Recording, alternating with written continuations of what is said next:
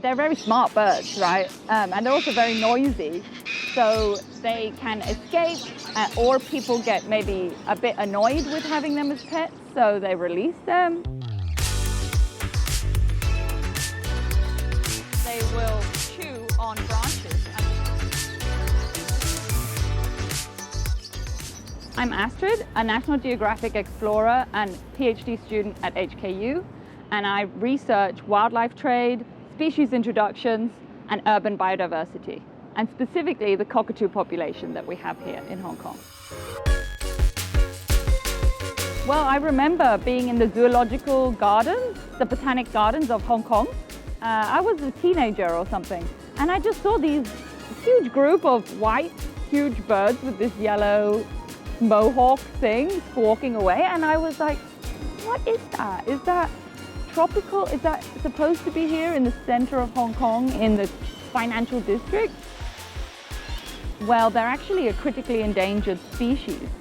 So they're originally from Indonesia, where they have been hunted for the pet trade. So they were poached and then transported, trafficked to places like Hong Kong, Singapore, Europe, US.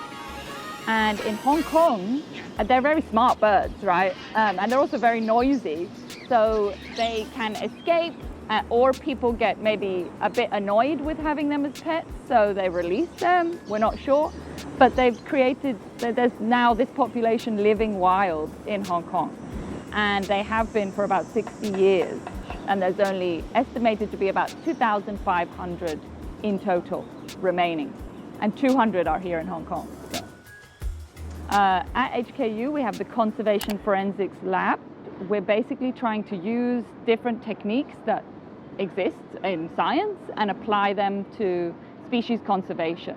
Using stable isotope analysis, we can test the feather to see whether they've been consuming a diet that is typical of a wild bird or one that's typical of a captive bird. And this is one of the biggest roost sites for the yellow-crested cockatoo population, where the cockatoos come together in the evening to sleep in a communal situation.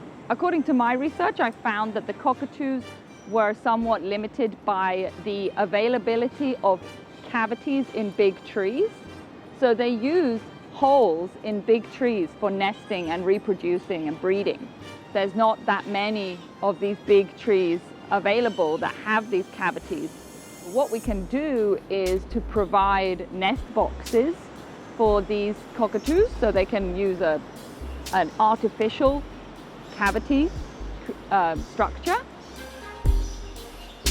The world is becoming more and more urbanized, especially Southeast Asia. You can see cities are expanding. So we really have to figure out how we can coexist with wildlife in urban areas if we're going to have the best chance of conserving nature going forward. You know, there's a real opportunity here in this city for us to show the world that this is possible. You know, in an urban, highly urbanized area, we can live with wildlife in harmony. And that's so great, because that means younger generations will see and enjoy and respect and value wildlife.